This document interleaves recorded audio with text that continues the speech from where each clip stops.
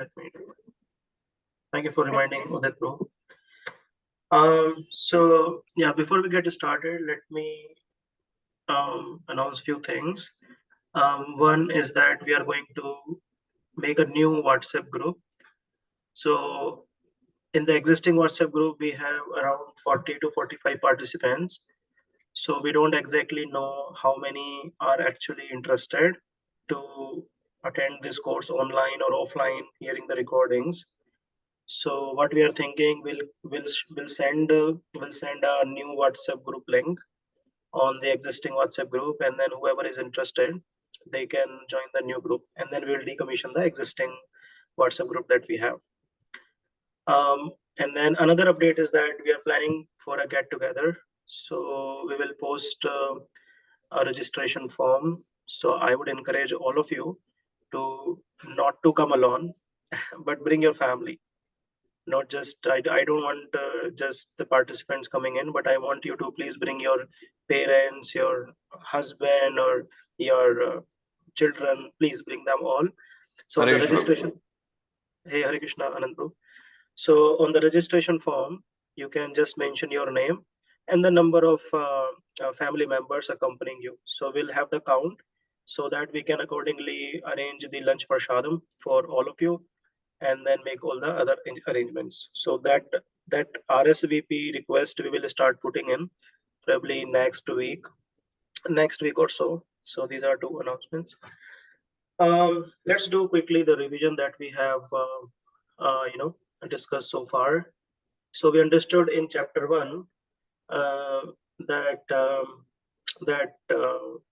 Arjuna is requesting Krishna to take his chariot in between the two armies, where he can see both the armies and can identify and can exactly assess the situation, the severity of the battle that's going to happen. So Krishna does that. Krishna places the chariot. Krishna is as a chariot driver of Arjuna. He places the chariot between the two armies, and then he says, Arjuna, this is where you are now. Now you can look at both the armies. And as soon as Arjuna looks at both the armies, his own relatives, he thinks that, oh, I have to kill all of them. So he gets bewildered. So from the first chapter, our learning is that uh, a great warrior like Arjuna is in such a depressing situation. Then who are we? So we can also sometime or other get into a bewildering situation where we don't know what to do and what not. There are many times we know what is right, but we feel so weak like Arjuna that we are not able to even make a decision just to take a step towards what is right. And that is called Karpanya Dosho. So that was the first chapter, which is also called Vishad Yoga. In the second chapter, we see that when Arjuna is in such a helpless and depressing situation, what he is doing? He is taking shelter of Krishna. So that's where the famous shloka that we understood, Shishyastem Sadi Mam Tam Prapannam. Now you see, in this world today, all these Bollywood and Hollywood movies, what they are teaching us? They are teaching us that we are self-sufficient. There is a hero, and he is able to do a lot of things even a normal person cannot do. So on a very subtle level, that's the mentality that is fed into our mind from our childhood, that you are hero, which means you can handle any situation, you can do anything, even a lot of miraculous thing you can do, uh, like we see heroes in Bollywood. Recently there is a Hollywood movie, I think it has been released also. This name is Shushu. So I was watching the trailer of that movie. So that person, one person alone, I mean, whole army is firing at him, and this person alone just taking a shield of some, iron. Yes, and then that person alone is taking the shield of some iron sheet, and he is able to protect him. Can you imagine? Now, what is the correlation between the two? The correlation is, now Arjun is a great warrior. He was even able to change the direction of a wind. But even in the depressing situation, he understands that he has to take shelter, and he agrees to take that shelter. He is not running out of his ego. that no, I am self-sufficient. But in the materialistic world today, why we see a lot of mental problems, mental patients are coming out. The reason is, from the very beginning of our childhood, this mentality is ingested into our mind that we are self-sufficient. And with this mentality, we try to solve all the problems of our life. But that's not how the life runs. Life runs based on the principle of shelter. So from the second chapter, we understood this very important principle, that when we are progressing in our life, we will face material problem, we will face spiritual problem also. But for all the problems, we have to take shelter of Krishna or the devotees of Krishna. Those know the science of Bhagavad Gita. And then comes the third chapter. So in the second chapter, we see that Arjuna is back and forth arguing, no, I cannot fight, please, I cannot fight, just instruct me that you should not fight, I'm going to renounce. But in the third chapter, Krishna says, no, you have to fight. That's where the chapter is entitled as action, Karma Yoga, action. So you will have to perform action. That's what Arjuna is being instructed. And then in fourth chapter, Krishna is saying that what I am telling you is not just because I want you to convince to fight. So it's not just the convincing power that I'm trying to use, but because this is the life principle that I also gave this to sun god Vivaswan, beginning of the creation. So it is not something new that I am giving you. I am giving you something which is ancient, which I gave you in the beginning of the creation, but because that science was lost, I am giving now again. So that's the transcendental knowledge. Transcendental means the knowledge which is beyond this material creation. See, we learn some C language or C++ language. For how long it will work, we don't know. Tomorrow some other language will come, and then people will forget what is C or what is C++ language or what is any other skill you talk about.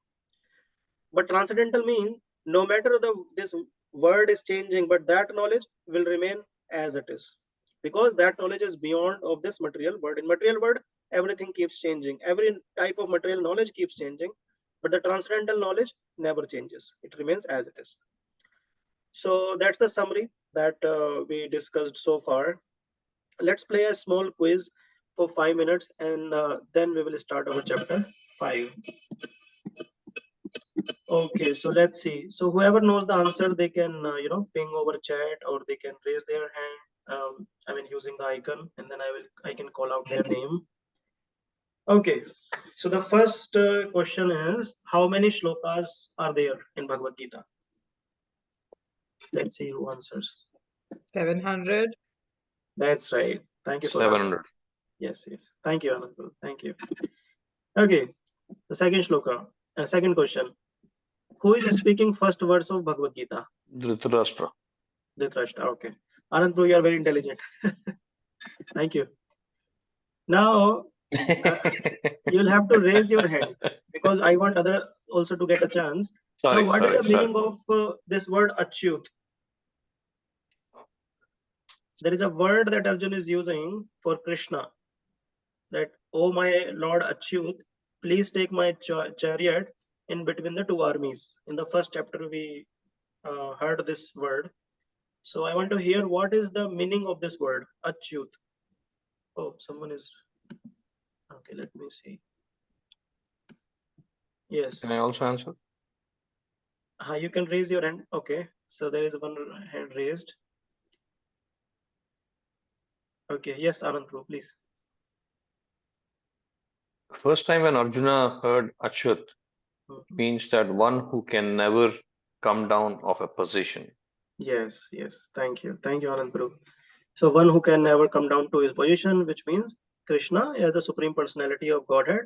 No matter he is stealing the butter in Vrindavan, no matter he is running the chariot of Arjuna, no matter he is the king, and then no matter he is killing the demons, in whatever position he is always Achyut. He is always the Supreme Personality of Godhead. Thank you. Now, fourth question is, who was the first person to receive transcendental knowledge from Krishna?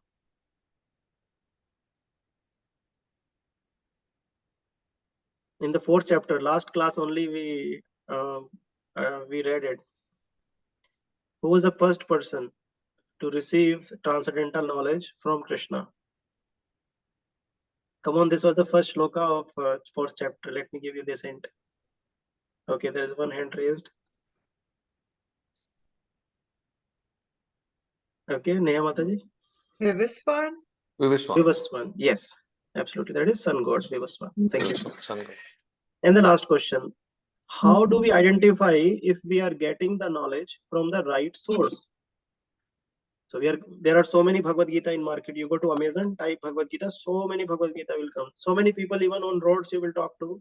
They will also tell, oh, what is this Bhagavad Gita? Krishna is telling this and that.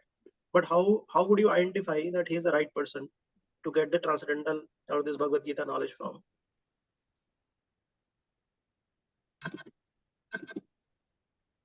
Like that, anyway, even I can also speak anything. How would you trust me that I am the right person? Okay, one hand raised. Tulsidas Prabhu, would you like to try?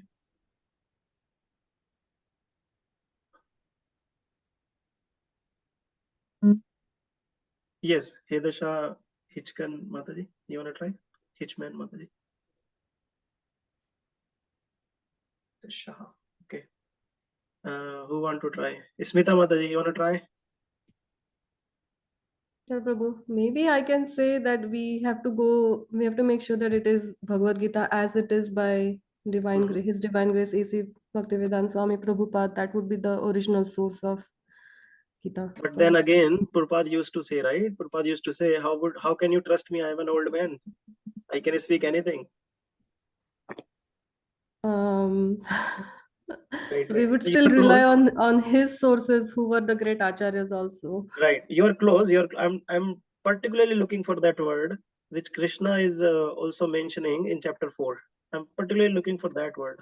But you are very close. Thank you. Mhm. Anand Prabhu, I will come to you. Yes, Devesh Prabhu, would you like to try?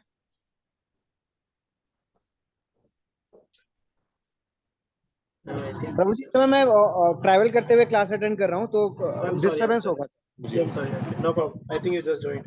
No problem. So you see, this is yes, Anand Prabhu. Please go ahead. I don't know. I think it is association of Krishna. Yes, to some extent you are right. See, this is the word which yes, Neha Mataji also. You want to try? Yes. So the way is if you track back the disciple, the hierarchy of the disciple, like, Correct. from There you go. Krishna to Vivaswan to Manu to There Indrashil, you go. and There that's you go. how Parampara. Parampara. Parampara. Yeah. Parampara. Yes, Parampara. that's the word. Parampara. Parampara means there should be a hierarchy from Krishna, and then from Krishna to someone, then from that one to another one. So we know that okay, the knowledge is coming as it is from Krishna. Otherwise, any Tom, Dick, and Harry will stand up in the market and then will start saying, "I know Bhagavad Gita." No, we are not going to listen to you, right? Okay, so let's get started. I just want to give you some background before we actually hit this chapter 5, so we get good understanding when we start discussing these shlokas here. Let me share my screen. Okay, there you go. So I hope all of you can see there is a MS Paint that I have opened, and I'm going to write something here. So if you can see my screen, so you see,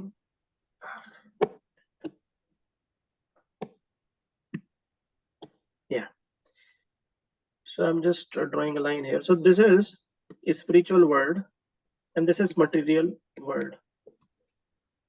Anywhere you feel like there is something which is not making sense, or you are not able to understand, please feel free to stop me, and then you can ask your questions. So as a living entity, or any living entity, not only human beings we are talking about, or any living entity, they were in the spiritual world. Prabhu, before you go further, can I ask a simple question? Yes, please. Yesterday, when I was reading the Bhagavad Gita, maybe it's a stupid question, but no, please. in one line, can you say what is Bhagavad Gita? Oh, that's a good question. So in a one line, the Bhagavad Gita is love of God. Okay.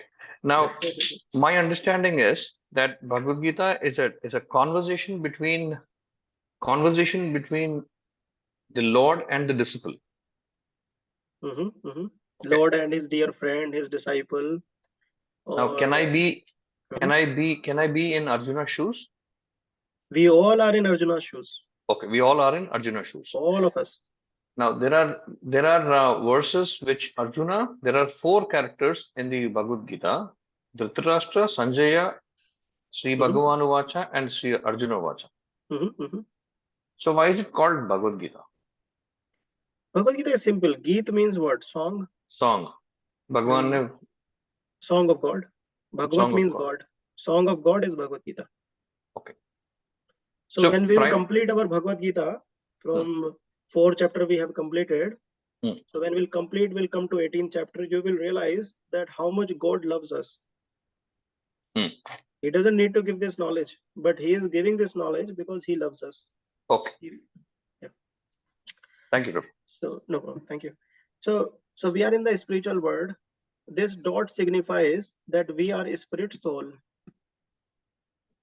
right? And so when we fall down in this material world, we are giving 2 coverings. All of us know that we are giving 2 coverings. So one covering is the subtle body, and the outer covering is called gross body. What is subtle body? Subtle body is mind, intelligence, and false ego. These are the 3 coverings which are given to us, all of us. And then gross body also has, we know the gross body, right? So there are 3 subtle body elements. And then on the gross body platform, we have, you can say, like 5, in Hindi it's called karmendriya, which means we have eyes, we have nose, we have ears, tongue, and skin. Similarly, we are given, these are called Gyanendriya. Gyanendriya means we take knowledge from them, what is what. And then we have 10 Karmendriya. Karmendriya means we do action from them. So hands, legs, sorry about my writing, but I think you will understand. Hands. Similarly, we have legs, we have genitals, then rectum, and then speech. Speech is also kind of karmendriya that we do. For example, I want to do some action, then I have to use my tongue to tell someone. So, and similarly, so we have, so these are all numbers that we are talking about here. 3 subtle element, then 5 Gyanendriya, 10 Karmendriya. And then in short, I will tell you. So similarly, you must have heard that there are 84 lakh species, 84 lakhs different species that this soul will travel. So what would happen after death? This gross body will be destroyed, and then this subtle body will travel with the soul, will get another body, right? So what would happen after the death? After death, this soul will have the same covering of subtle body, but it will be given new gross body. It might be a dog also, anything. Then again, this will die. This will die again, and then same soul will have the same subtle body, and then it will be given some other gross body. This some other gross body might be of cow, anything. So like that, different bodies will be given to this person, this soul, right, to us. And how many? 84 lakh species. Like that, it will keep traveling. And where it is happening? It is happening in the material world where we are in. Material world means where everything is changing, where there is a principle of death. Everyone who has taken birth, he will die for sure. This is happening in the material world.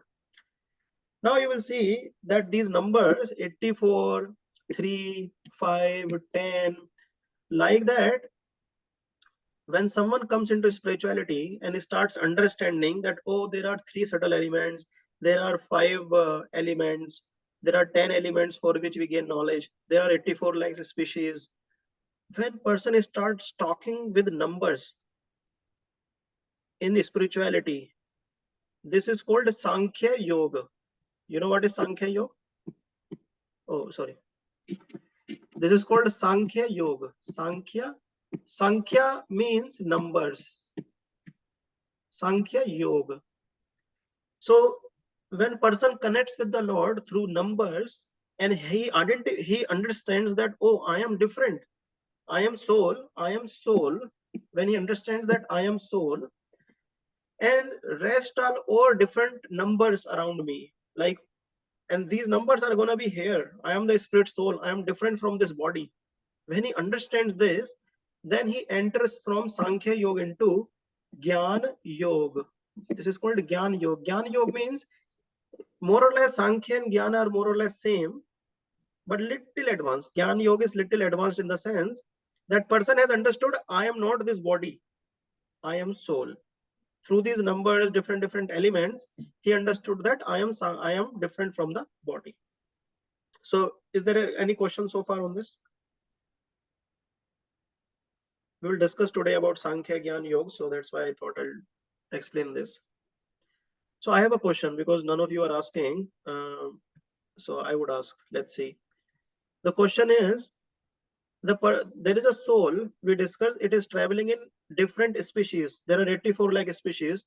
Then let it travel. What is the problem? Why to enter into spirituality? Let it travel.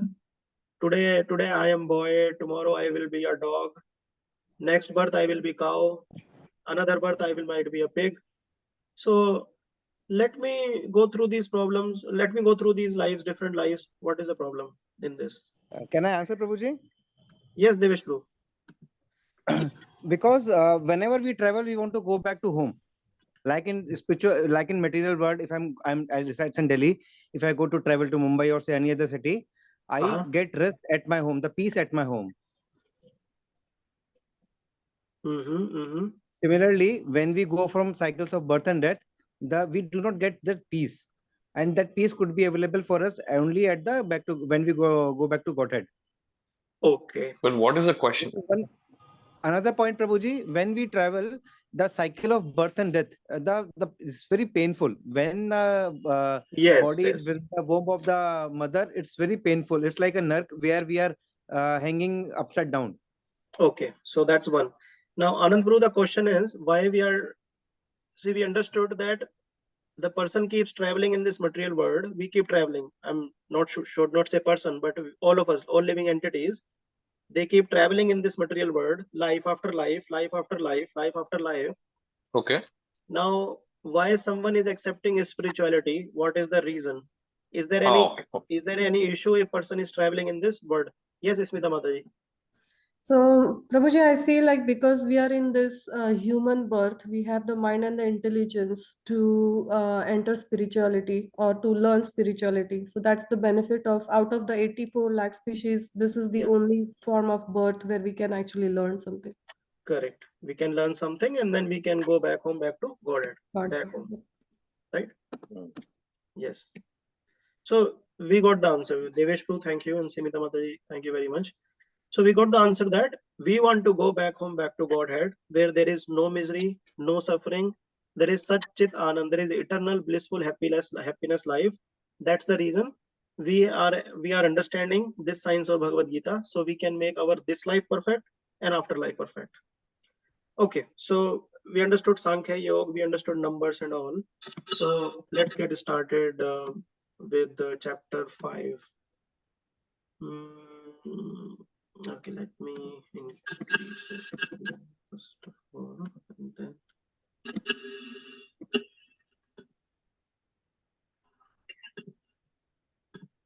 okay, perfect. So we are starting chapter 5. This is so chapter 5 Bhagavad Gita. This is entitled as Karma Yoga, Action in Krishna Consciousness. So let's see today's agenda. Today's agenda, first one, be like a lotus. We don't want to go to Himalayas. We want to stay in the mud as a lotus. Second, 3 doers. there is a doership mentality that all of us have. So we want to see actually who is the doer. Are we the doers or there is someone else also? Let's see. Then third is equal vision.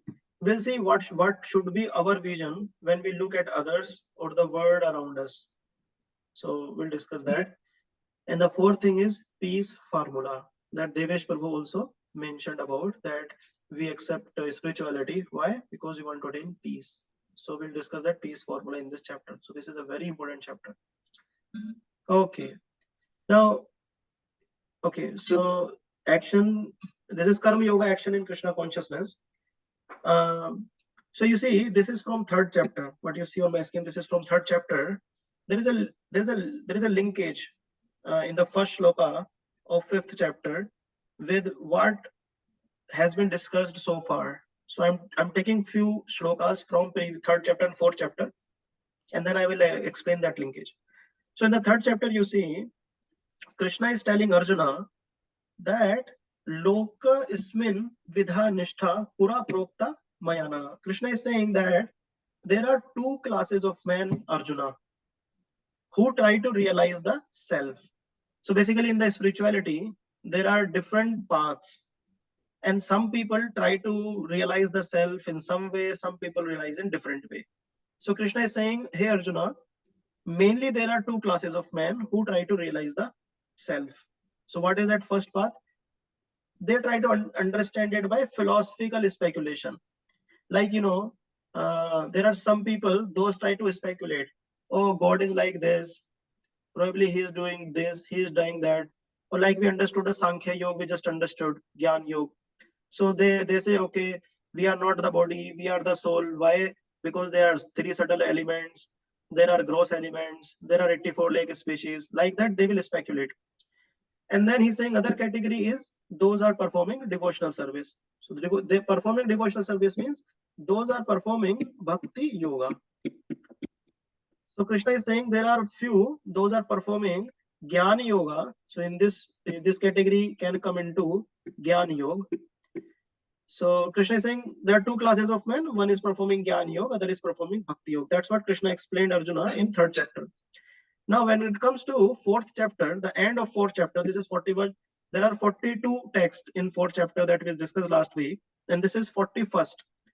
Now Arjuna, so Krishna started explaining and then he kept on explaining. In the 41st text of this chapter 4, Krishna is saying, Arjuna, one who acts in devotional service, renouncing the fruits of his action. Now there are two things. First is, there is action. You have to act. And another thing is, you have to renounce also. So it is little bit confusing for the one who is hearing this first time. He will say, 1 minute, are you asking me to renounce or you are asking me to work, to act? But Krishna is saying you have to act and you have to renounce also. And then he says, whose doubts have been destroyed by transcendental knowledge is situated factually in the self, thus he is not bound by reactions of work or conquer of riches. Now with this is the last shloka of previous chapter that we discussed, or the second last one we'll discuss now. So the second last one, when Krishna said this, that you have to renounce and you have to act, Arjun got confused. Again, you will see in the last shloka 42, Krishna is saying, the doubts which have arisen in your heart out of ignorance, slashed by weapon of knowledge. What is that knowledge? The knowledge that I have given you just now. Krishna is saying the fourth chapter is transcendental knowledge. So Krishna is saying this weapon, you use this weapon and slash the ignorance that is coming in your heart. Okay, I have slashed the knowledge. What to do now? So Arjuna thought that, okay, I have slashed this ignorance with the help of your knowledge. Now can I go to forest? He said, no, now stand and fight. Uttishtata. Uttisht means utho, stand and fight. Now starting the fifth chapter. Now what happened, this is the first sloka of fifth chapter. Now Arjuna is saying, what is this? You are asking me to renounce work. And then again you recommend me work with devotion. What to do? So let's see the shloka. Arjuna Uvacha Sannyasam karmanam Krishna punaryogam cha shansasi yashreha etuyorekam tanme bruhi sunishchitam. Sunishchitam means for sure, means, or you can say certainly. Certainly, tell me what ekam. Ekam means one thing. You tell me one thing. What is best? Shall I renounce work or shall I work? What is best for me? Please tell me what is more beneficial for me. And then Krishna starts explaining in the 5th chapter. So the Krishna's explanation has been described in these 5 categories. So majorly we will discuss these parts, these equal vision and then peace formula. This Ashtanga Yoga will come later also in Bhagavad Gita. So, and there are only 2 shlokas that are covering it. So we'll discuss them probably in the later classes. So Krishna is saying, be like a lotus. So you see, in the world today, when people talk about renunciation, there is a famous saying in Hindi. It says, "Chodo ghar bar, chalo Haridwar," which means leave everything and go to a holy place. Why do people say this? People say this because they are frustrated in their life. Oh, I am working, but I'm not getting a promotion. My boss is not happy with me. I got married. I thought that I will get emotional pleasure with my wife or my husband, but that is not there in the life. I served my children very nicely, but they are not reciprocating back. I elected a very nice leader in parliament, but now he has forgotten me completely, so I'm out on the road. So this world, I'm not getting any pleasure from. So what I do, I will go to the holy place. That's the common philosophy that goes around in the world. People are looking for some pleasure or peace, and that's what is happening with Arjuna also. Arjuna is also seeing that, oh, throughout the life I have only seen sufferings, and now in the battlefield this is the biggest suffering. Now what is the point? I will go and renounce. So this chapter 5, let's see what Krishna says. So this is the second shloka of this chapter. Shri Bhagavan Vacha Sannyasah Karma Yogascha Nishreyaskara Vibho Tayostu Karma Sannyasat Karma Yogo Visheshate. So Krishna says, the personality of Godhead replied, the renunciation of work and work in devotion are both good for liberation. So Krishna is saying, okay, if you are frustrated from life, no problem, you can go and do meditation, no problem. So that is one way, renunciation of work. And then Krishna says, second thing is work in devotion. You perform bhakti yoga. Both are good for liberation. Krishna says both are good for liberation, but here you see karma yoga vishishyate. Vishishyate means special, and karma yoga means work in devotion. Work in devotion. So here Krishna says, but of the two, work in devotion service is better than renunciation of work. So Krishna is saying, okay, you want to renounce the work, you want to go to forest and do meditation and all, no problem, you can do that.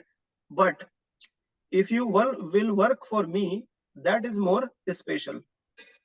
Now let's see why it is special. Okay, so he's suggesting us some approach how we should work.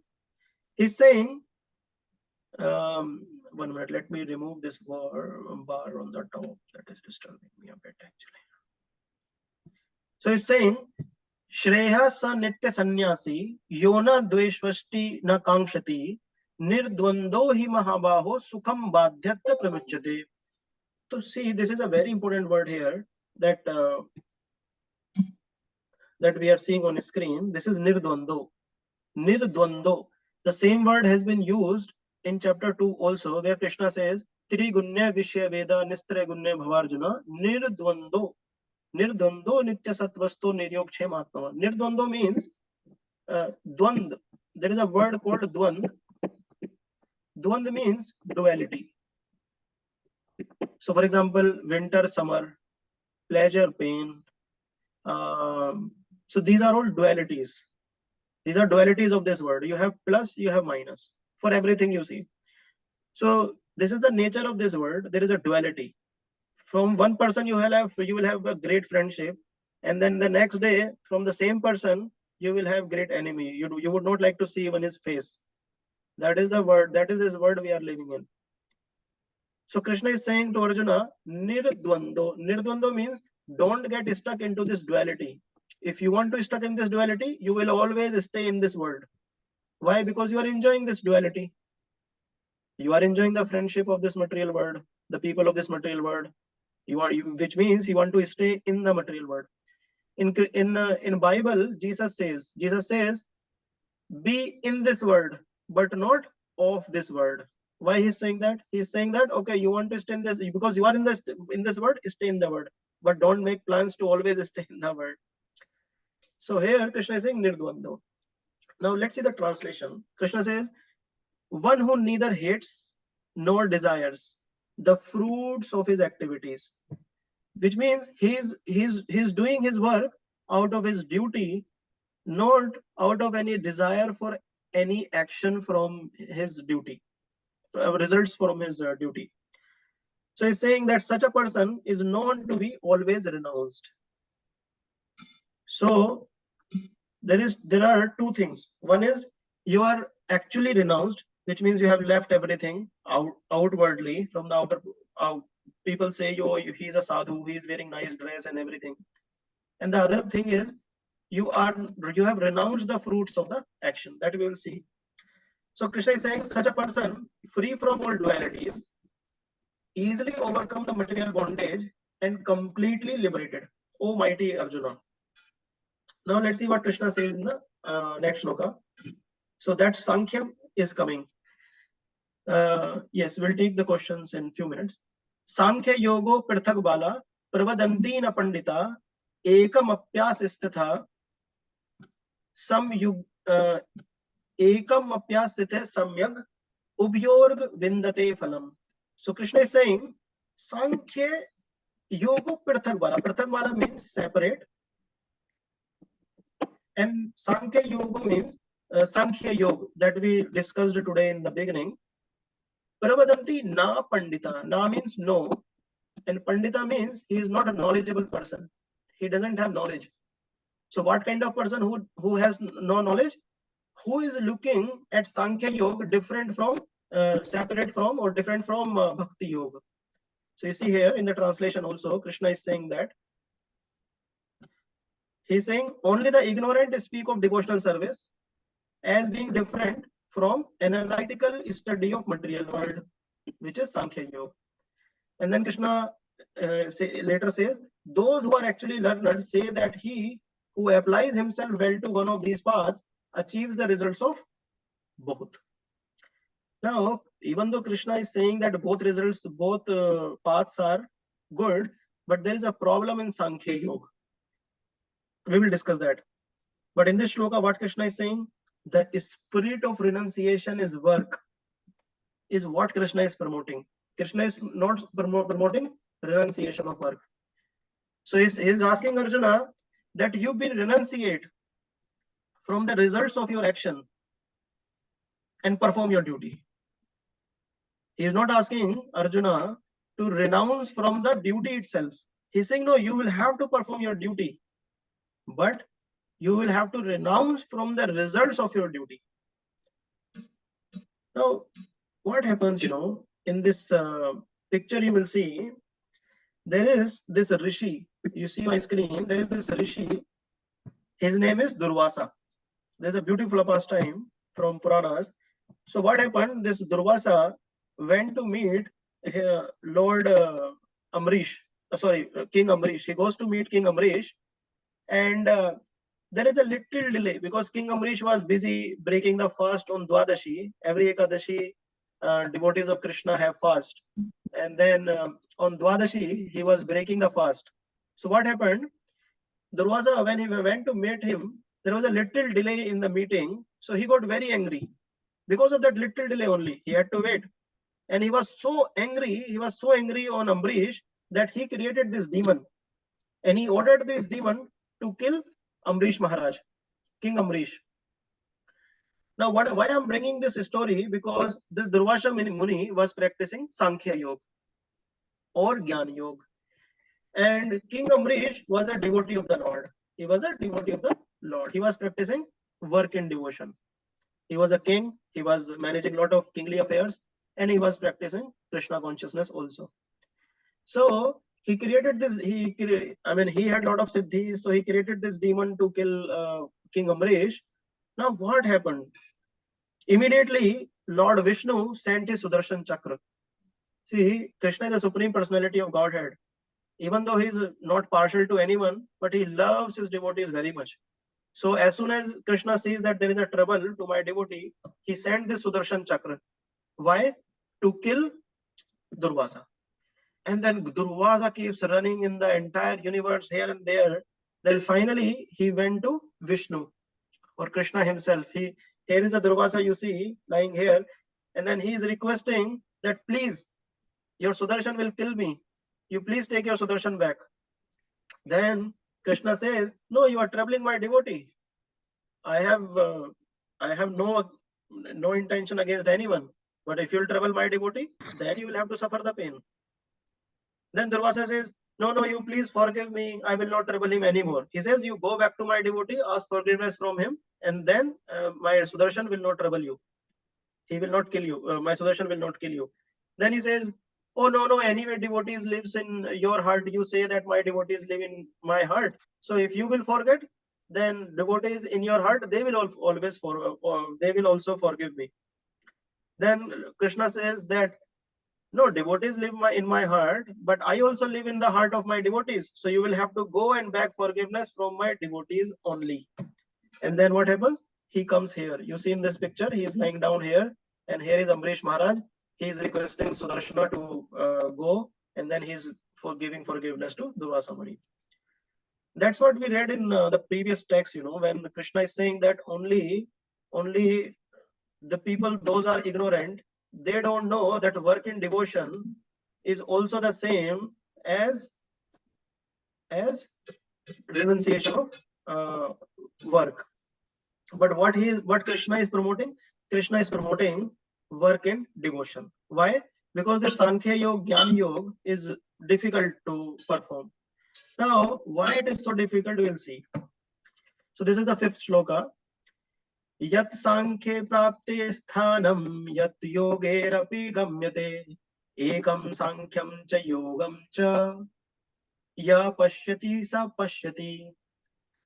So Krishna says, one who knows that the position reached by means of analytical study means Jnana Yoga, can also be attained by devotional service, and who therefore sees analytical study and devotional service to be on the same level, sees things as they are. See, for example, we are having this Bhagavad Gita class, and then we'll gain some knowledge, and then we come to temple, and then we see some person cutting flowers for the Lord. Then we should not think that, oh, this person, what does he know? He is simply cutting flowers for the Lord. But I know very much because I completed this Bhagavad Gita course. I gained so much knowledge. It's not like that. So Krishna is saying that by means of analytical study, even if someone gains that Jnana Yoga, if someone adopts, then he should not see that devotional services on a lower level. But who is knowledgeable, he sees that, okay, both are on the same level, and he sees things as they are. See, if you see in this picture, there is a straw in the glass. The person who does not have any knowledge about the refraction, what he will say that, oh, this straw is bent when we put this in this water. But the person who has knowledge, he will say, no, the straw is as it is. It is the quality of the water, the nature of the water, because of which it looks like reflected. Correct? Similarly, it looked like that someone is just cutting flowers, but he is actually performing the devotional service because the same flowers will be offered to the Lord. Similarly, you will see some lady is cooking in the kitchen because the food that he is preparing will be offered to the Lord. So it is a simple activity, but actually it is the devotional service. It is the bhakti yoga. So if all of us are cooking for ourselves in the kitchen, then this is not Bhakti Yoga. But if we are cooking in the kitchen to offer the food first to the Lord and to have it after that, then that is Bhakti Yoga. It looked like simple, but it has lot of potency, eternal potency, eternal. So that's why Krishna is saying that one who is actually Pandita, who has actually knowledge, then he sees things as they are. He will not see things as they are not. Now, what is the problem in analytical study? If we, let's say, if we understand that, okay, there are so many elements and we are not body, we are the soul, and then we renounce. What is the problem in renunciation? You see on my screen, this is a picture of Vishwamitra Rishi. So Vishwamitra, he went into forest and he started doing a lot of meditation there, and he gained a lot of tapobal. Tapobal means he gained a lot of a lot of power, siddhis and all. Now the beautiful lady Menka came to seduce him, and then this rishi did not even look at her, but just heard the sound of his bangles, of her bangles. And as soon as I heard the sound, he opened his eyes, and he looked at her, and then he got married with Menka, and then all his tapobal, all his siddhis or power that he had acquired with so many years of austerity and penances, that got lost. Then he ran away. He realized his mistake. He ran away, and then he started doing meditation again. And now this time Rambha came, and Rambha again started seducing him. Now he learned from the mistake, from his previous mistake, that he was doing the meditation but got into a household life. Then he learned from the mistake, and then he looked at Rambha, and then he said, "Oh, last time Menka came and she disturbed me. I even forgot that I'm on the spiritual path. Now you came to disturb me." And then out of his anger, he gave a curse to Rambha. What was the curse? You become the stone. Rambha's forgiveness, everything. He said, no, you become the stone. But again, because of that anger, what happened? Again, he lost his tapobal. Whatever siddhis out of his meditation he acquired, he lost them all again. But later, he became the devotee of Lord Ram. And then he made his life perfect. So ultimately, all those people, those are doing analytical study to gain some, or I mean, if they understand that, okay, we are not the body, we are the soul, and if they go to forest, or if they just keep studying here and there, then what happens? They develop a lot of ego also, and there is a risk of fall down from the situation if they are not practicing bhakti yoga. See, reading scriptures is very important, but we should clearly know that Krishna is the supreme personality of Godhead, and so when we know that, our reading, our cooking, our walking, our talking, everything should be centered around Krishna. Then we are doing bhakti yoga. And if we don't believe in this fact, and we are doing so many literature here and there just to gain knowledge, that is very risky. Or if we get into some kind of meditation, that is very risky. Why? Because we can fall down from that position anytime. Similarly, you see, this is a person, his name is Shabri Muni. He also doing meditation. He's also doing meditation where? Under the water, in the sea. He thought that, okay, there is a lot of disturbance outside. I will not go to forest also. What I will do, I will go inside the water and I will do meditation. But while he was doing meditation there, what he saw? He saw one fish who was mating. So he got a lot of lusty desires. He immediately came out of the water and approached the king and got married with so many daughters of that king. So there is a risk. He again fall down from the situation. So there is a risk in analytical study, but there is no risk in devotional service. Why? Because we are always engaged with serving the Lord with devotees. I will take few questions. I think I saw few hand raised. Is there a question from anyone? I found. Yes, Devesh Prabhu. Prabhuji, in past phrases you said, shlokas you said that we need to renounce the fruits of the actions. But it is very tough to have a control on that, because in our office we do have some issues. We work for promotion, we work for money. We do have some expectations from our kids, from our wife. That's why we feel suffering, correct? Because we have expectations. How to renounce it? How to renounce the fruits? That is difficult. That is why people say that. That's why Arjuna is also saying, right? When in the 4th chapter, when Krishna told the same thing to Arjuna to do, then immediately in the beginning of the 1st chapter, we are seeing that Arjuna was saying that Arjuna was thinking that, what are you saying? You are asking me to renounce, or you are asking me to work? Because he has the same point. He was also thinking work means there will be some motivation. I want to win the war, like you are saying, I want to get promotion in the office. That's my motivation to work. But Krishna is saying, no, that should not be your motivation to work. Now, how to come to that level, we'll see when we will progress further. But basically, the point is, currently today, my motivation, for example, in office is to get the promotion, right? Now, what should be my motivation? If you ask me that our motivation should not be the result of my action, then what should be my motivation? Because there should be some motivation for which I should be working. So we'll see that motivation. What should that be? Okay. Any other question? So Deveshwar, I'll take up the answer in the later slides. If not, you can remind me and then I'll take that up. Okay, Prabhuji. So this is a practical application. It says one in knowledge understands his compatibility with the material nature. So he understands that, okay, I cannot fit into this material nature. He understands this completely. But he also understands that I cannot again take myself out of this material nature, because material nature is very powerful.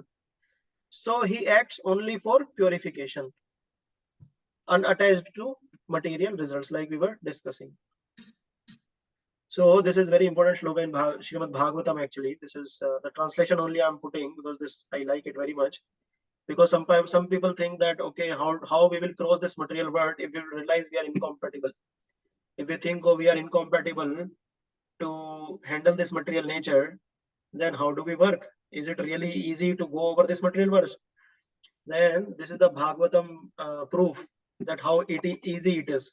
It says, by concentrating one's meditation on your lotus feet, which are reservoir of all existence, and by accepting those lotus feet as the boat by which to cross the ocean of nescience.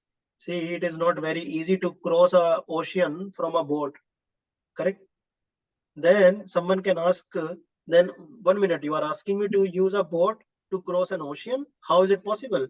Then it is clarified here. One who follows in the footsteps of Mahajans. So here is a parampara system that we discussed in the beginning. There should be parampara, the person who we are hearing with. So by this simple process, one can cross the ocean of nescience as easily as one steps over the footprints of calf. Now see, the ocean is a big giant ocean, and then it becomes as small as the hoof print of calf. So it is not very difficult if we take shelter of Krishna's lotus feet. If we accept that Krishna is the Supreme Personality of Godhead, and then we start doing this ABCD rule, which means association of devotees, book reading, chanting, and diet, which means whatever we cook, we offer that to Krishna, and then we have it. Now, let's see what Krishna says later in the 7th shloka. Krishna says, Yoga yukto vishuddhatma vijitatma jitendriya sarvabhutatma bhutatma kurvannati kurvannapila lipyate. One who works in devotion, who is pure soul, and who controls his mind and senses is dear to everyone, and everyone is dear to him. Though always working, such man is never entangled. You see, there is this example. A drop on a leaf. Do you think a drop, when it is on the leaf, is it attached in any way with the leaf? No, right? Why? Because there is something in between, because of which that drop is still intact with the leaf, but not stick to the leaf. Like we in this world, we are here in this world, but we are stick to the world.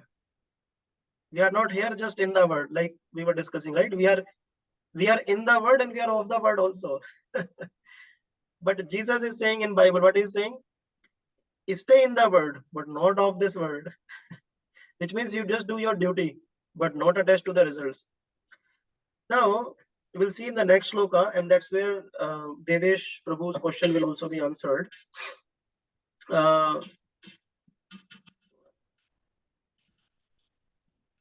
You see, so let's take this example first. So there was this King Gaya. This is a narration from Srimad Bhagavatam. It says, besides all this, King Gaya was a householder. He was not renunciate. So what Krishna is asking Arjuna to do, there is an example of King Gaya. So he was a householder who strictly observed the rules and regulations of household life. Rules and regulation of household life means no meat eating, no intoxication, no gambling, no illicit sex. He was strictly following these 4 principles. What are those? No meat eating, no intoxication, no gambling, no illicit sex. And then he says he performed sacrifices and was an unalloyed pure devotee of the Supreme Personality of Godhead. Although he was perfect in all respects, he was not proud. Which means this king is performing his duty nicely. If tomorrow Krishna comes and asks this king that leave your kingly affairs, I want you to beg on the street, then he will not feel morose. Oh, what? I am a king now. You are asking me to beg on the road. How can I do that? No, he was not proud at all that I am a king. He was just doing his duty. And then nor was he anxious. Anxious means he was not attached to be a king. That, oh, I will become now I am a king. Tomorrow, if some other king will rule my kingdom, I will be kicked off from this position. He was not anxious at all. He was so, nor was he anxious to rule the kingdom. So this is one example that we have from Srimad Bhagavatam. Now Krishna is giving another example in the same regard. You will see here it is Krishna is saying, Brahmanadhyaya karmani sangam takta karotiya lipyate na sapapena padam patra vibhamsa. He's saying one who performs his duty without attachment. His duty without attachment. This is an important thing. Surrendering the results unto the Supreme Lord. Now, this is the answer of Devesh Prabhu's question. Devesh Prabhu's question was, see, I am working, and for example, if I have been working since last 10 years, 20 years, I developed this habit of being attached to the results. I am working for promotion. I am working for getting appraisal or appreciation, from my seniors, from the other leadership. Now, how do I leave that? Because that's my only motivation to work at that duty. So it is very difficult to immediately leave it just by having an hour or 2 hour class of Bhagavad Gita. So that is definitely not very easy because we are habituated to do it. For example, if I am habituated to wake up early late in the morning, for example, it's 10 o'clock. And then suddenly someone comes and says, no, you'll have to start waking up at 4 o'clock in the morning. Oh, it is very difficult. I cannot do this in one day. But what we have to do, I have to slowly make a plan. For example, I am waking up 10 o'clock. Then I will start waking up at 9:30, then 9 a.m. Slowly, I will have to keep my clock back. Not immediately from 10 to 4, but from 10 to 9:30, then 9, and then 8:30. Similarly, we know how we can surrender, how we can perform our duty without attachment, surrendering the results unto the Supreme Lord, which means we cannot immediately surrender. So there is a principle how we can do our duty without attachment. Principle is surrender the results unto the Supreme Lord. That's it. We are getting fame in our work. No problem. Offer it to the Lord. Come in front of deities and say, I am what I am because of you. And all this name that is coming, all surrender in your lotus feet. Please help me so I don't feel proud for this. And similarly, if we are getting salary, for example, we are very proud that I have such a high package. So what we should start doing, we should start donating a portion of our wealth in the service of the Lord. You will have to be a little intelligent to identify where actually Lord is being served very nicely, because we see a lot of people doing a lot of things. But wherever Lord is being worshipped as Supreme Personality of Godhead, and the devotees of the Lord are very nicely serving the Supreme Lord, there we should start donating some money in some way or other in whatever spiritual organization you have faith in. So that way, what would happen? Our attachment, for example, my attachment is that, oh, I have such a nice package, my package should increase. So when I will start offering some portion of our wealth in the service of the Lord, my attachment with the wealth will reduce. And believe me or not, I will start doing my duty more nicely than before. Because now I am not doing my duty out of any anxiety that I will get money at the month end or per annum, whatever. But now I am doing my duty because I am doing this duty for Krishna, not for my own sense gratification. Right? So that's we'll have to start with surrendering the results unto the Supreme Lord. We'll get the promotion, surrender it to the Lord. Lord, this is your mercy. I have no qualification to be promoted or anything like that. So we should not feel any anxiety if we start serving our results to the Lord. And what would happen? The benefit of is that unattached by sinful reaction, unaffected. Will not get any sinful reaction. And then Krishna is giving an example of lotus leaf untouched by water. Padam patra. Padam patram. Padam patram means lotus leaf. There is a picture on this. So you see the lotus leaf is in the muddy water, but completely unattached, unaffected. Does that make sense, Deveshpu?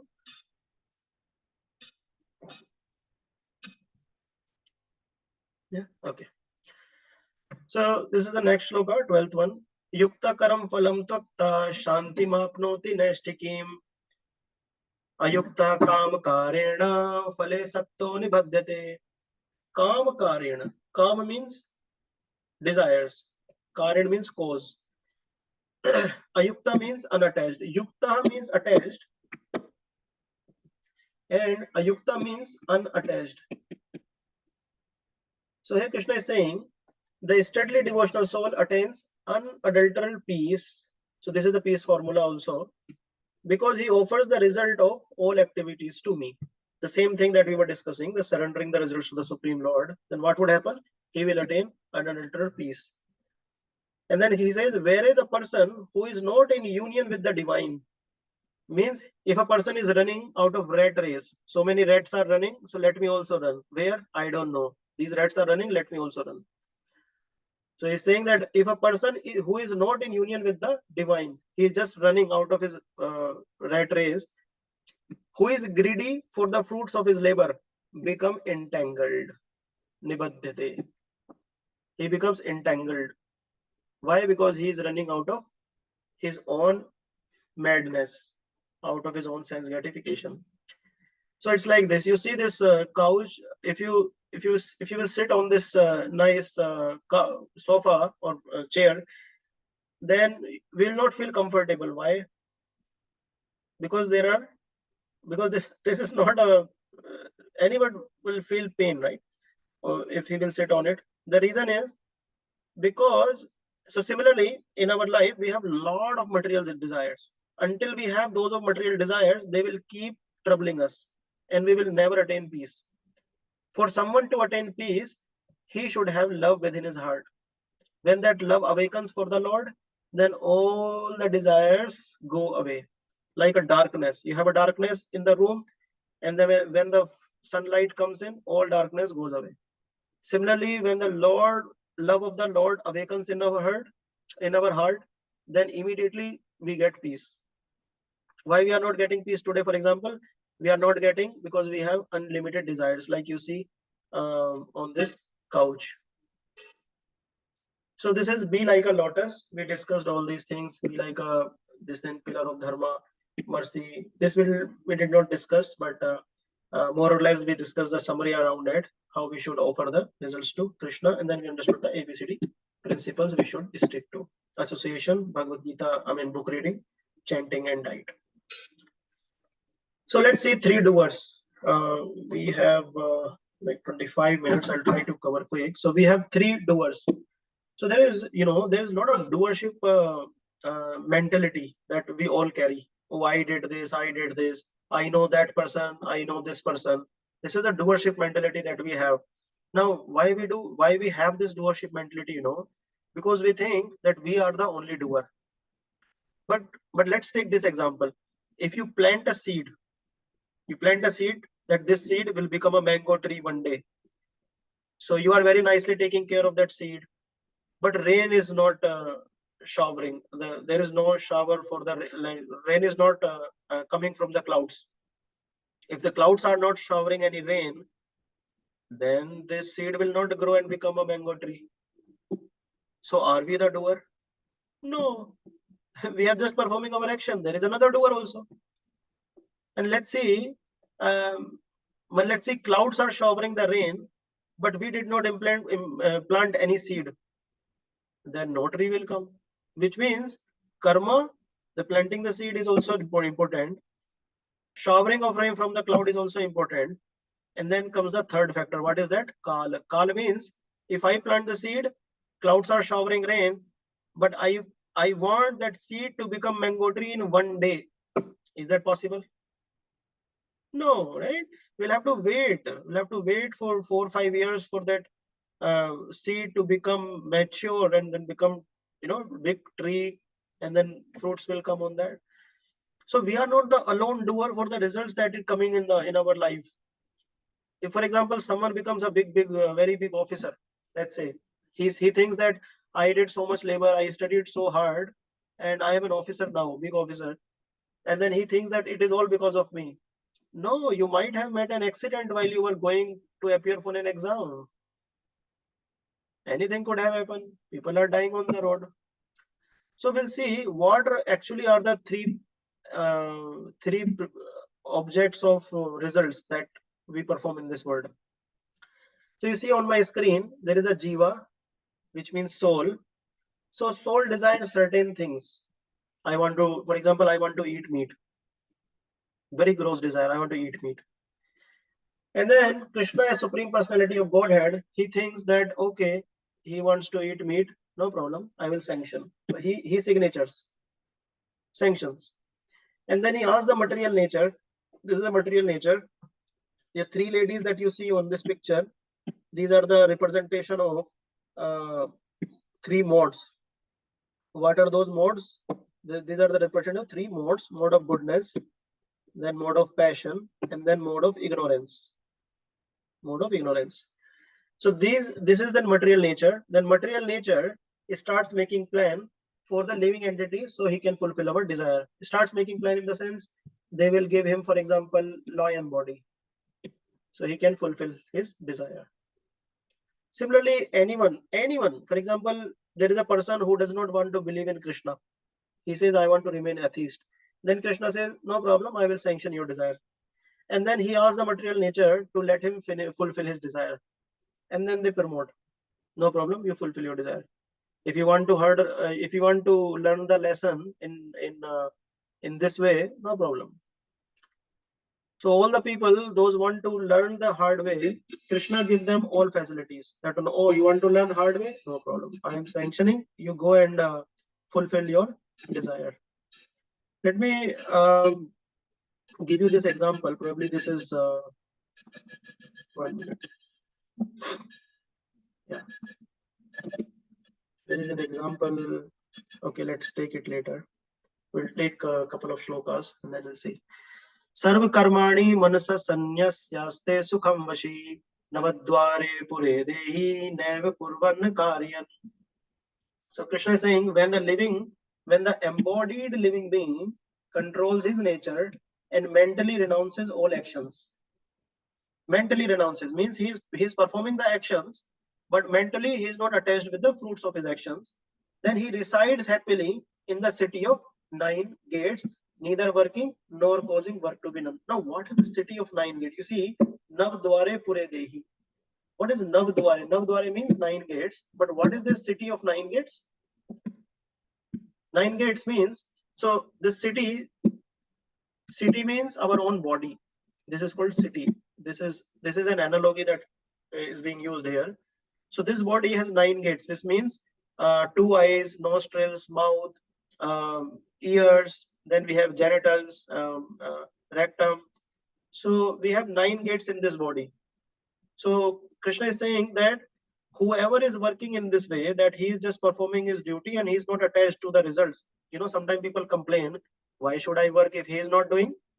He is not doing his duty and is asking me to perform my duty. How can I do it? Sometimes people complain like that, but they will never be peaceful. We will never be peaceful in this life if we start expecting from others, and we always do.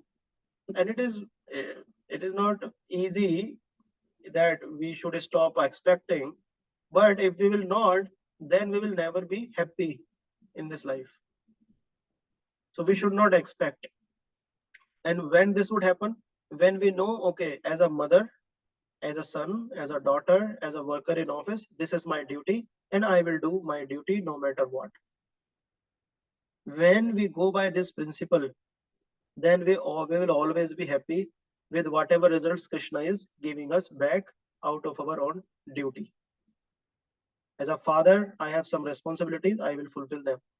I will not pinpoint at mother or my friends or someone else how they are doing and how they should be doing, That's what Krishna is telling. This is a very beautiful shloka. We should always remember this. So we hear this. This is the role of soul. Role of soul is when the soul is in this body, it should perform his duty nicely without worrying about results. So we should not have this doership mentality that I am doing. No, you are just the soul in this body to perform your duty. That's all. Now, yeah. So Krishna is saying here, na datte kasyachit patam, na chaiv sukritam vibhu, ajnane navratam jnanam, ten muyanti jantavha. So this is an important thing. We should always remember this. Ajnan navratam, avratam. So there's a word avratam. Avratam means covering, and ajnan means ignorance. Ignorance. And you see gyan here, gyan means knowledge. So what Krishna is telling, Krishna is saying that living entity has the knowledge. Since birth, it has the knowledge. Since it first falls down in this material world, it has the knowledge, but it is covered. Covered with what? Covered with ignorance. It is completely covered with ignorance. See, it's like that. A student has an exam tomorrow. He has to appear for exam tomorrow, but he is still playing the cricket. How can he enjoy the cricket if he will keep remembering that he has exam tomorrow? He will have to forget that he has exam tomorrow, then only he can enjoy cricket. Similarly, living entity has a complete knowledge that he has to serve Krishna. But if he will keep thinking, then living entity thinks, no, I am here to imitate Krishna, to enjoy like Krishna. So he forgets. He enters into ignorance. And he starts doing his own activities of being part of a rat race, running here and there, doing so many things, and then crying that I'm not happy. Why he's not happy? Because he is not preparing for his final exam, which is death, for sure to happen. But we are so forgetful of this death. We don't prepare for death. We always work like we are gonna be here in this world forever. That's the biggest surprise Yudhishthira is telling. That this is the biggest surprise in this world, that every living entity thinks that he is going to be here in this world forever. And not only human beings, I'm talking about everybody. You try to catch a mosquito. He will try to get out of our hand and fly here and there. Why? Because he is also very dear to his he also loves his life very much, right? So this is the role of Supreme Lord. Supreme Lord, Krishna says that nor does the Supreme Lord assume anyone sinful nor pious. Embodied beings, however, are bewildered. Mohayanti means bewildered because of the ignorance which covers their real knowledge. So role of the Supreme Lord is that he does not feel anyone sinful or pious.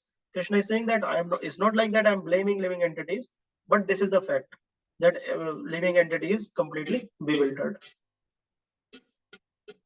We have to cover two more topics actually. It's already 11:15, but this is an important thing. So you see on this screen, you see an elephant. So this is actually female elephant, and this is a fake one. Like this is made of wood. A fake female elephant, you can say. So how the real male elephant is caught? Actually, they made this fake female elephant, and then when male elephant looks at the female elephant, it runs towards female elephant. So what that uh, so a hunter, for example, he has to catch this elephant. What they will do, they will make this fake one, and then they will create a hole here, and somewhere cover it with grass or something like that. So when this male elephant will run towards this fake one, thinking that it's a real female elephant, it will fall into this uh, big hole. And then the hunter will come after 30 days or so and bring this elephant out of that hole. And then he will start, he will take him in zoo, and then he'll make him dance or whatever. And this elephant, he starts thinking that I have to please this master of mine. He is my master. He starts doing everything. And why he's a master? Oh, because I was not having any food when I was here in this hole. I was there for a very long time, but he came and he saved me. He doesn't know that this guy is the actual one who has caught you. He doesn't know. Similarly, in this world, so this is called conditioned life. Conditioned. This person, this elephant was very freely roaming around in the whole forest, but now he is conditioned. He is conditioned by who? He is conditioned by hunter. Similarly, when we fall in this material world, the material, through the contact of the material nature, we are conditioned completely, and conditioned so much that we forget our real nature, which is to serve the Lord Supreme Personality of Godhead. We completely forget that, and then we start making different masters in this world. We make masters probably in the office, in the home, in the society, different leaders. Now, these masters will never make us happy, because that is not our real nature, is to roam around freely in the forest. But here, our life becomes pathetic. Similarly, in the material world, when we come, our life becomes pathetic because we start making different masters. So there's a lot of noise you will see in the offices, silent noises, homes, stock markets, people on the street, because they have made different masters in the world. So they will never be happy. But all of them, if they will accept Krishna as the supreme master, they can always be happy. There is no fight. So we understood that we cannot be the doer in this world. Krishna is the supreme master, is the supreme doer, and he sanctions everyone's wishes. If any time in this world, if we think that we are the doer, then what is the practical way of understanding, realizing that we are not doer? We should take a pen and pencil and write down on the paper what we are proud of, what we are feeling so proud of, that something or someone belongs to me, or I did something. I know so many people. What did I do for that? For example, someone thinks that I am the CEO of a company. Okay, you are the CEO, good thing. But then how did you become the CEO? He said, I did this, I did that. Okay, how did you do that? Oh, he said, I did because I have intelligence. Who gave you the intelligence? Who gave you this body through which you can work? Everything has been given by Krishna. Right? There is a nice story. A king, he thought that oh, if I will leave this kingdom, how this kingdom will work? This is so complex, and I am the only one who is able to run it. Then he shares his feeling with his minister. His minister says, no problem, king, you can try. You can go to some matha or some forest for some days, and then let's see. So he did that.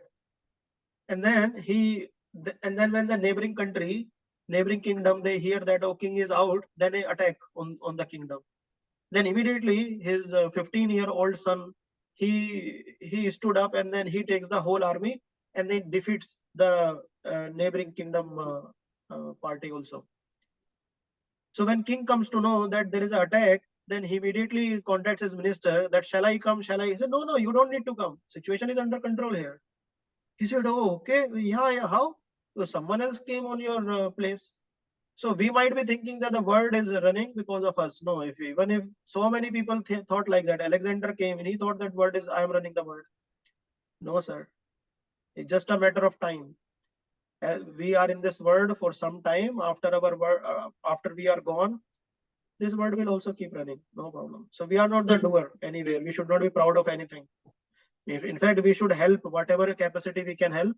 We should help so we can use our contacts, our energy, or whatever way we can, our intelligence, to serve the Supreme Lord. So we discuss these two things. Now let's see what equal vision Krishna talks about. Tadbuddhayastadaatmanastannishthastataprayana gacchante punaravartam jnana nirdhut kalmasha. Translation: when one's intelligence, mind, faith, and refuge all fixed in the Supreme, then one becomes fully cleansed of misgivings through complete knowledge, and thus proceeds straight on the path of liberation. So this is the when this would happen. So we understood that this is the situation of trance. You understood trance, right? When every action that we are doing is for Krishna. We are in office, we are working for Krishna. We came back home, we went to take darshan, we went to temple to take darshan of Krishna. We start doing kirtan.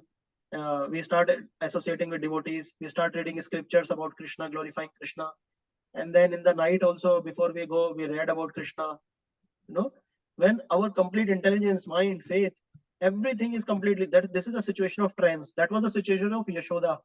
That was the situation of all the gopis, Nanda Maharaj. Everyone 24/7 were thinking about Krishna. So when we all come into this situation of trance, then one becomes fully cleansed through complete knowledge and thus proceed straight on the path of liberation. Means no one can stop him to get relief from this material world. Now, how does that person look at the world? What is his vision? When the person is in this situation, in that consciousness, how does that he look at the world? So that's what Krishna is telling here.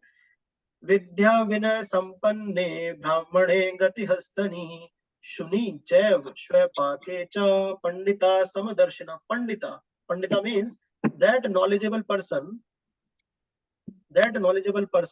Samdarshina means equal vision. Now what does he do with that equal vision? Brahmane gavi hastani. Hastani means elephant, and Brahmane means Brahman, or you can say other knowledgeable person. And then there are four things we are talking about here. Then Shuni and Swepake. Shuni means dog, and Swepake means dog eater. So such a pandit, such a knowledgeable person looks at another knowledgeable person, or an elephant, or a dog, or at the dog eater. He looks at them all with an equal vision. Let's see the translation. The humble sages, by virtue of the true knowledge, see with equal vision a learned, a gentle Brahman, a cow and elephant, a dog and a dog eater. Gavi means guy or cow. So he looks at all of them with equal vision. He does not differentiate that, oh, he is a dog eater and there is a cow. He does not differentiate like that. For him, everybody is a spirit soul having super soul within his body. He understands that, okay, this is the body, there is a covering of dog. This is the body, there is a covering of elephant. This is the body, there is a different another covering of let's say learned Brahman or dog. So he looks at equal vision when he develops this knowledge. And then Krishna says, Shakto nihev cha sodhum prak sharir vimokshanat kram kam krodha bhavam vega sa yukta sa sukhi nara. Before giving up this present body, if one is able to tolerate the urges of material senses, see, material senses will keep troubling us. You see this picture in this PPT here. So it's like that. Material senses always have a fire burning, and if we try to satisfy them, it's like pouring a ghee oil in fire, which means it will increase more. That is why Krishna is saying tolerate the urge of material senses, because that is the only way we can kill them. Someone is asking us to beg food, and if we will not give them, he will die. The material senses are asking us like crying, please satisfy us. if we will tolerate and will not satisfy them, they will die. They will die means they will not cry anymore. So that's why Krishna is suggesting tolerate and check the force of desire and anger. Then he is well situated and happy in this world. Which means if we try to satisfy the material senses, we will never be happy in this world. So the person who has the equal vision, he is a true yogi or is a true saint. Why? Because he is able to tolerate. Sometimes people look at a saint who is wearing, let's say, kurta, dhoti, tilak and everything. They see that, oh, he looks like Pandita, but oh no, any other person, just the dress is changed. But you know, the fact is, he is actually tolerating so many things within himself. We should not think that he is a simple person. He is not a simple person. He is tolerating so many things within his body. For example, if you look at a boxer or a cricketer or a football player, you will think, oh, very nice sport person. He played like that. He played. We think them adventurous or very sports person. But the devotees of the Lord are more adventurous or more tolerant than anyone else. You just can't see them because they are tolerating all these urges within their body. Even big sports people, they are not able to tolerate these urges. So what they are fighting with, that they are better sports person than anyone else, right? So that's how we have to become a sports person. In the sense, we have to tolerate the urges of the material senses. If we try to satisfy them, no, I can't tolerate, I will satisfy them, no problem. Next day, another problem is gonna come. It's like waiting. Okay.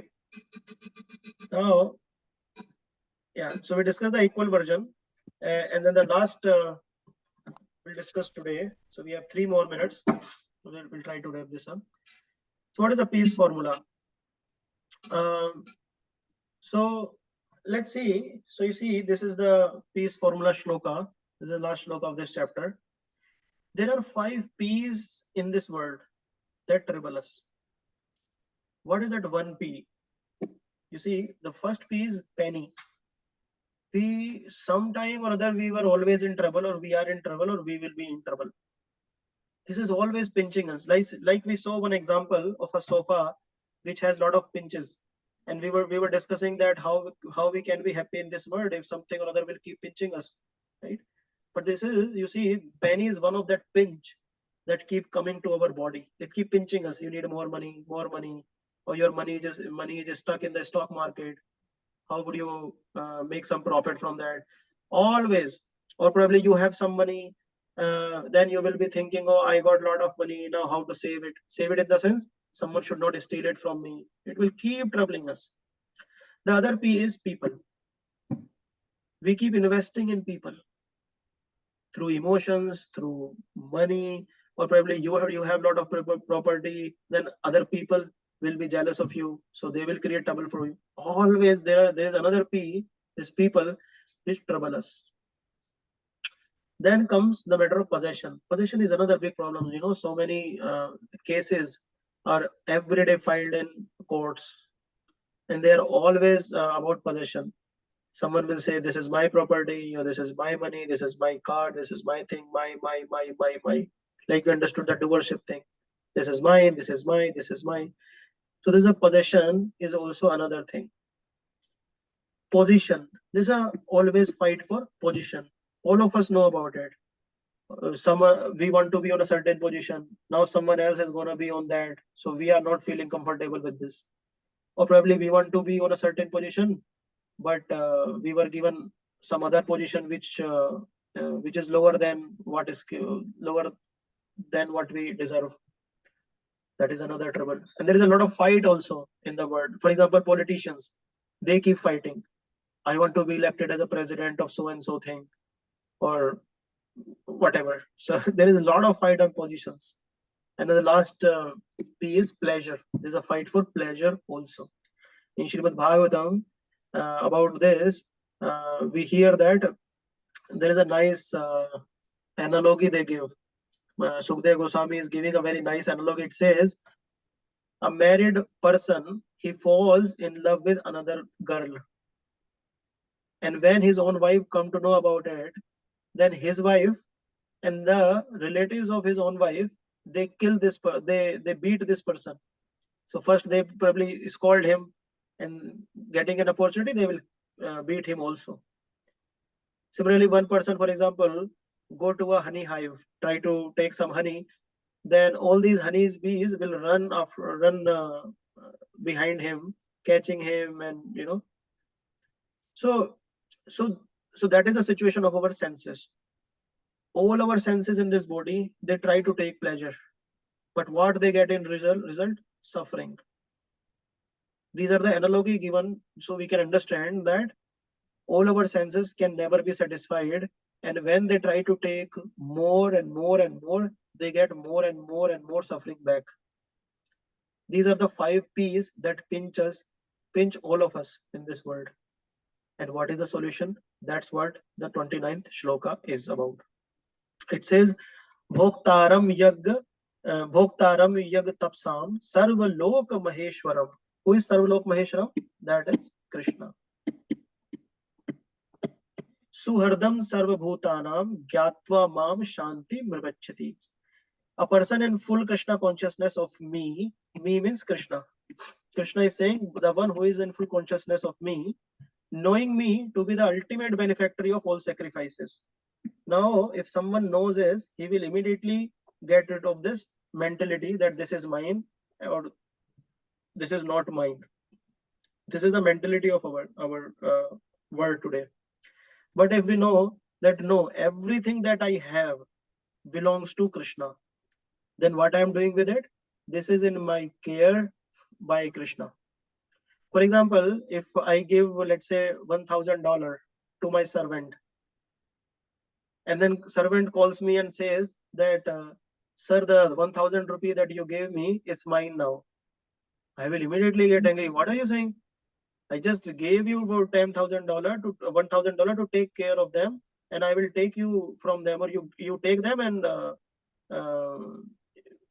when the time comes, I will take them. But what are you saying? Now you're saying this is mine? That's not acceptable. Similarly, Krishna has given a lot of everything what we have in our life, that everything has been given to us to take care of. That's all. It is not ours. It is not ours. This is just in our care. That is why devotees, when they take the book also, on the book they will write ICO. For example, I will write ICO Ashwani Kumar Das. I am not saying this is my book. I'm saying this book is in my care, in care of Ashwani Kumar Das. On the car, everything, that is my consciousness. That nothing in this world belongs to me. Everything belongs to Krishna and should be utilized in his service. Now you see, there is so much fight in the world today. This is the peace formula, which means we can develop a peace in this world. If, let's say, a country thinks that what I am fighting for, if a politician thinks what I am fighting for my position, this position belongs to Krishna, and I should be utilized or everything for Krishna. Racism is a big problem. Let's say people will understand this body belongs to Krishna, should be utilized in Krishna's service.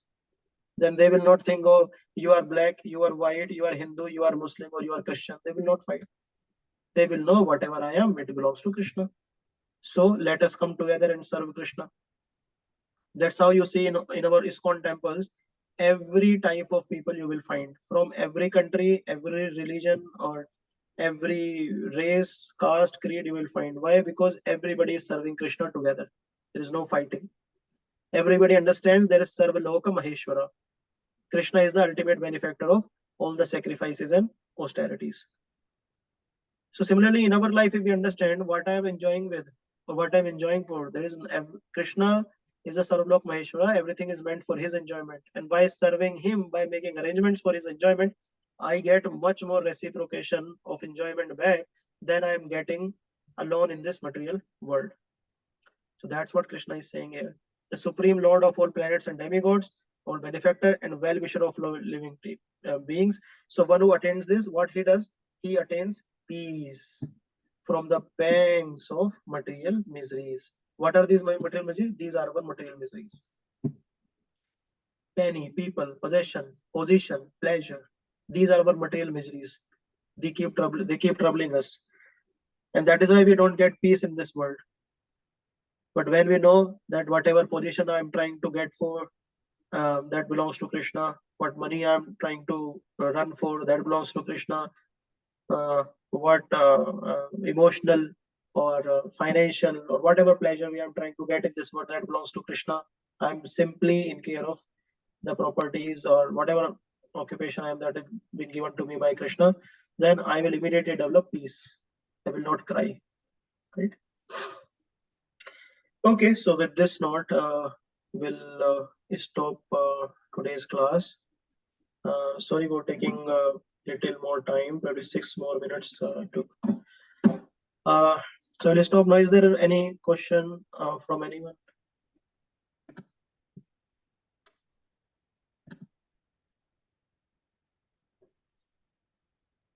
No question today. Looks like it is heavy. It was, yes, Smita Mataji. Hare Krishna Prabhu. So Prabhu, for quite some time I have been having this question of purifying our souls, like the process of purification, right? So even in our slide today also we had something similar, the act of purification. So what exactly, so I understand that, okay, we are trying to purify our soul, but I'm still not getting that entire concept of purification. Yeah, that's a good question actually. Let me clarify it. It's a very good question. See, do you know the property of soul? Let's start with this. Do you know the property of soul? Is it Sat? Sorry. Chit, Satchidanand. English. So this is Sat, Chit, and Anand. So what happens? This is the property of soul, which means that this is eternal, blissful, and always happy, whatever you call it. So if a soul is falling down, right? So let's say we come here. The soul falls down in this material world, right? This is a spiritual world, and this is material world. If the soul is falling down here, it is the same soul. It is Satchit Anand. Then the question comes, your question, what purification we are talking about then? Right? Satchit Anand soul. For example, I have a clean mirror. I keep it in my home. Or I bring it to your home. It is the same clean mirror. Then what purification we are talking about, right? But now you see, when I'm taking that mirror on the road, and by the time I brought it to your house, it got dirty. There is so much dust on it. So you would like to clean that mirror, right? You like to clean that mirror so you can properly see your face in there. Similarly, the soul is purely clean, Satchit Anand. But when it comes into the contact of material nature, immediately it gets dirty. That is why Chaitanya Mahaprabhu used to say, Cheto Darpana Marjanam. Now, because of what is the dirtiness? So in the example of mirror, we understood that, okay, there is a mirror and you apply some dirt on it. It is dirty now. So let me take a cloth and clean it. So I understood that. Now, what is the dirt in the matter of soul? That, okay, it is dirty. Now we have to clean it. That dirt is of unlimited material desires. Now, how these material desires come onto the soul, that it wants to eternally enjoy this material world? It comes because soul wants to enjoy as good as Krishna. So for example,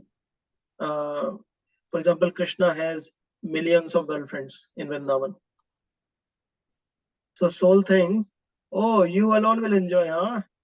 I also want to have a lot of girls as my girlfriend. What is the problem? This is the enjoying mentality that we have. For example, Krishna is killing a lot of demons, showing full strength, Sudarshan Chakra and everything. When we come into this material world, we also try to imitate Krishna. That is why you see, in any fight that we have with anyone, we try to prove our point. No, we are right. He will say, no, you know, no, you did this, then why I did this? Then why you did this? We try to make our point. Why? Because we want to show that we are as good as Krishna. We don't want to feel humble. We don't want to feel humility. Humble, in any case, we don't want to feel, but we don't want to also feel like we are servant. That is our real position. Like we discussed the example of a washing machine. If a small part of a washing machine, let's say, falls down from the machine, and then that part starts thinking that I can enjoy as the full washing machine, that it cannot function like that. It's a part. Similarly, we are part and parcel of Krishna. We are meant to serve the Supreme Personality of God and Lord Krishna. But when we come into this material world, we are contaminated by unlimited desires that coming out of our one propensity. What is that? The master propensity to be like Krishna, to enjoy like Krishna. So far, is it making sense so far? Yes, yes, Prabhu. So what happens, the soul gets dirty. This is the dirt. And what is this dirt? This is unlimited desires. Unlimited desires. The reciprocation, the expectation from others. Because of these unlimited desires, the soul gets this dirtiness, and this dirtiness is cleansed. How it is cleansed? By chanting. That is why Chaitanya Mahaprabhu is saying, Cheto Darpana Marjanam. When you chant and chant and chant, then slowly this dirt will start removing. And then soul comes into his original consciousness that, oh, I am the servant of Krishna. Like mirror, you clean the mirror, then you start looking at the mirror, and you go, oh yeah, I can see a little bit. Then you clean more. Oh, I can see now better, much better. And then you clean more and more and more. Then it's like fully cleaned mirror. Similarly, when we start chanting, we feel better, then better, and then better, and then better. So that's where our ABCD principle comes in, to cleanse this dirt on the soul, the dirt of unlimited desires coming out of this propensity of enjoying separately from Krishna, to be as Krishna, which is not possible. So does that make sense, Smita? Yes, Prabhu. So basically, it's the purification of the conditioned souls, like conditioned meaning like Yes. all the covering of all our material desires that we have Hmm. had on our soul. Correct. Like the example of elephant. Right, right. Elephant was caught and he was thinking, oh, he's my master, I have to satisfy him. But he doesn't know that he has to satisfy Krishna. So he is contaminated by conditioned life. So if that elephant will also start chanting, then he will not become the slave of that hunter. He will just do his duty, but he will remain in Krishna consciousness. It's like that. Mhm. Then I have one more question, Prabhu. Thank Yeah. you for this answer. It does make sense now, like why we need to chant. That's also process of purification, and also reading scriptures also probably will get Correct. us closer. So then the other point that you said today is to have to do the actions and then not think about the results, right? In the beginning we heard that. So, but most of the time in our material world, you also gave the example of our promotions at jobs and all the fame and all the recognition that we get. But yeah, I mean, getting a recognition can be the result of our good action. But say, for example, promotion, as we want to progress in our work also. So, because we know how to get there, then that's our progress path that we lay out. Kind of, I know that okay, if I do XYZ things, then I know that I'm going to get to that point where I get the promotion. Obviously, for better money and then better everything, right? So we at that point we cannot say that okay, let me just keep on doing the good work, let me not think about the promotion, because it's material world, right? It doesn't work like that. By yeah, someone can misuse you by okay, let this girl, she's good, very sincere, let her just keep on let her do her work. But in the end we won't get the promotion, then we feel unrecognized, or we feel that look, the other person did not do as much as I did, but then still the other person is better off. So this kind of connection will keep on happening in our minds, right, Prabhu? Yeah. Which means we are in material consciousness. That's our choice. Yeah. Yeah. You know what I mean? So we have to let go of that thought, basically. Correct. To attain that peace. Right. Yeah. Very difficult, Prabhu. I know. See, it is difficult for Arjuna, who's such a great warrior. It's going to be difficult for us also, for sure. But Yes. the practice and the ABCD practice will make it really successful. All right. Sure. Thank you, Prabhu. Thank you In for fact, that. if we read news, Yeah. so let's say if I get promoted, what max I can, let's say I become CEO of the company. I get promoted from software engineer to some team lead or something, become a CEO of the company. Would it guarantee that I will always be happy in this world? No, there's no guarantee.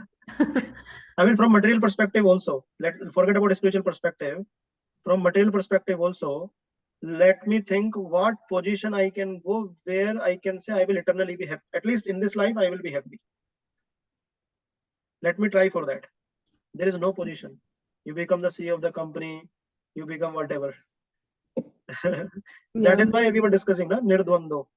Krishna is saying, if you will stuck in this dvand, that other people will take benefit of you. Like you mentioned your point, Smita Mataji. That is dvand. If I will not work, if I will do work, but that if I will not do other things or whatever is required for promotion, for example, we should do our duty. Now, out of result, promotion and all, let them come. No problem. Welcome. When the promotion will come, we'll invite all the Vaishnavas in our house to thank the Lord that this belongs to you. But out of your mercy, so I can nicely do my bhakti, you gave me promotion. Thank you so very much. So that's one way of celebrating the success and offering the results to the Lord. That way we'll not be attached. That makes our life perfect, actually.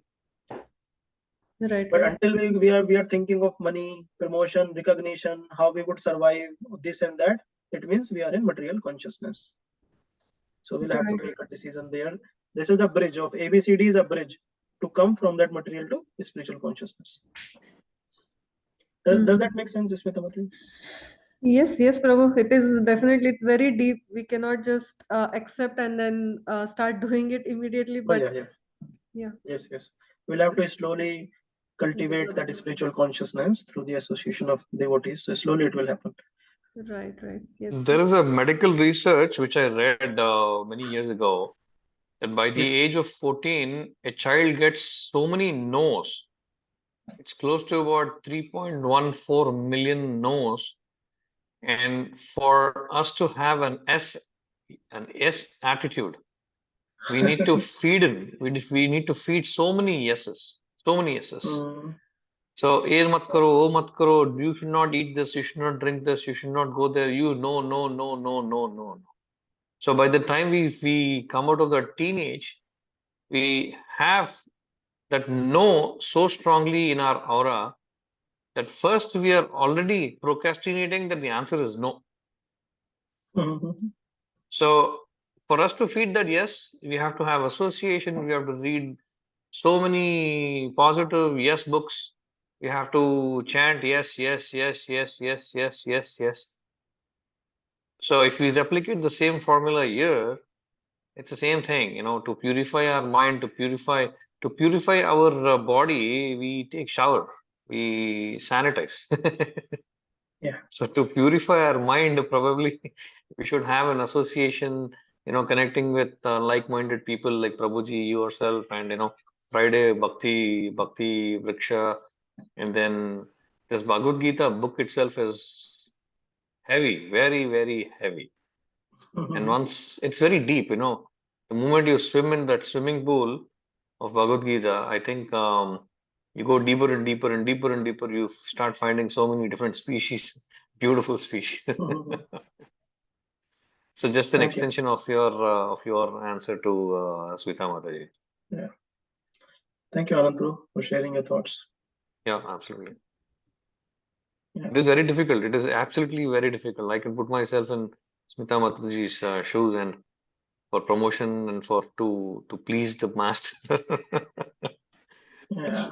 It's a very, very, very materialistic world. Prabhuji, thank you so much for today's class. No problem. I'm very grateful that all of you came and joined it, gave me the opportunity to serve you. Very, very grateful. So, Prabhuji, what is helping with your class, to it's very hard to sit and read page by page. Even Bhagavad Gita as it is, I've tried doing it myself also. So with your class, you actually pinpoint the gist of each chapter. So that is being very helpful for me. Thank you so very much. Yes, Prabhu. With this time, the little time that we have, it is hard to sit and spend 2-3 hours just reading Prabhu. So, so the conceptual understanding, I'm getting it now with your class. So that's helping me a lot. Thank you very much. Yes, Prabhu. Thank you so much. But it is I more would like helpful. to- It is more helpful if we read the book, Prabhuji. Yeah.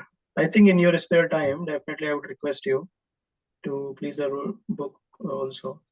And after reading the book, yes, if like you said, if you are attending, the Bhagavad Gita is such a science, you keep reading it. I know few devotees, they have been reading it last 30-35 years, just Bhagavad Gita. So every time you read it, it's like a new awakening, it's a new finding. So I'm a big fan. I Yes, would Dev like to share, Prabhuji. Yeah. I was actually undergoing this particular doership mentality to get promotion, and I have discussed it with you earlier also this thing. But after attending this lecture and this particular chapter, which you have elaborated in such a beautiful manner, that I understood that I am not this doer. Yeah. This is being done. I'm just my only work is to execute at the fullest, and I should not be bounded with the results, whatever it may be. Let it be the mercy of the Krishna, whether it would be in my favor or not in my favor. And my only work is to do my work sincerely. That's all. And leave everything for his wish and will. That's all. That's the peace formula. You're absolutely right. That's a peace. Otherwise, I will be entangled that I have done this and I'm not getting the fruits. I should keep in my mind that I'm not doing it. I'm just I've been just one of the doer. Let other two doers who are there in the picture, let them. They are also working with me, and if all three are in sync at a point, then only I will be getting the required result. Yes. Okay. Thank you, Devesh Prabhu, for sharing your thoughts and realizations. So we'll stop now. Thank you so much once again for everyone to join. Srila Prabhupada ki jai. Hare Krishna. Hare Krishna. Hare Krishna. Hare Krishna, Prabhuji. Hare Krishna. No problem. No problem. Hare Krishna.